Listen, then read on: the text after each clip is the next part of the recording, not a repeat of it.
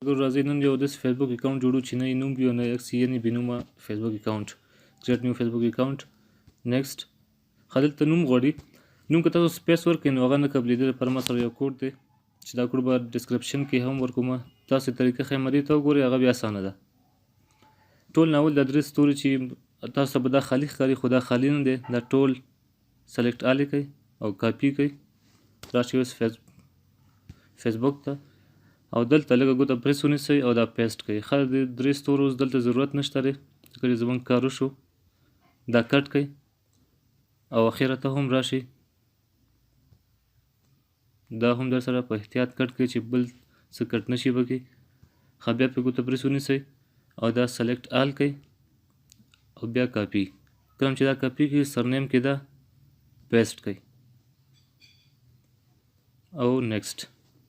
ښه اوس خپل تاریخ ورکړئ چې کوم تاریخ یې ستاسو پیدایش تاریخ تاسو هر څه ورکولی شئ.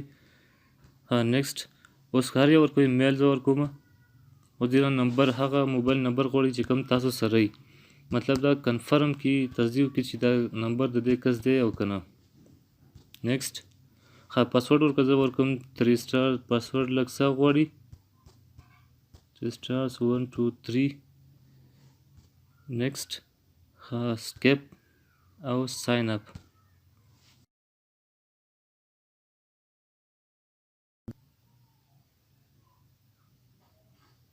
سیو پاسورډ.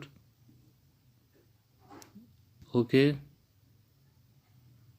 کنفرم وذ کوډ انسټیټ. کنفرمیشن دا فیسبوک ماته کنفرمیشن کوډ را لېږلی. کوډ به زه ورکړم 52746. کنفرم یې کوئ. د کنفرمیشن کوډ مطلب هغه دی چې تصدیق کوډ دی که نه چې دا تاسو درلېږي چې دا موبایل نمبر ستاسو دی که نه. په همغه موبایل نمبر تاسو ته دا کوډ درلېږي. ښه دا جوړ شو. اوس دلته وایي تاسو عکس ورکول غواړئ که نه. زه ورته یم نه سکیپ. ښه دلته هم ورشئ سکیپ. سکیپ بیا هم راشئ. مطلب زه دا دلته نمبر یې نه غواړم چې چا ټلیفون نمبر یې د هغې د وجې نه زه دې فیسبوک ملګري پیدا کړم. بیا هم راشئ سکیپ.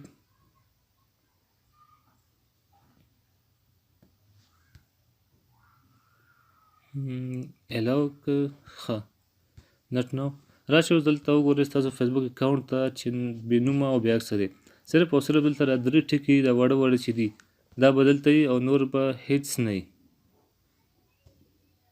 نو که تاسو دلته وګورئ، که تاسو وګورئ دلته تاسو چېرته کمنټ کوئ نو تاسو به کمنټ کې نوم راځي که نه. راشئ دې لپاره تاسو دلته کتلی شئ. راشئ ورکړئ د دې یوټیوب دا چینل چې دی 3 ستوري. دا که تاسو پښتو صحیح پښتو کې ورکړئ مطلب دا یګانې صحیح استعمال کې هېڅکله تاسو نه غلطوي، همغه پیشت هم راولي. ښه دا دی.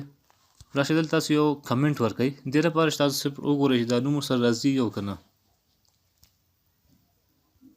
ښه دې کې به زه یو دانه ورکړم.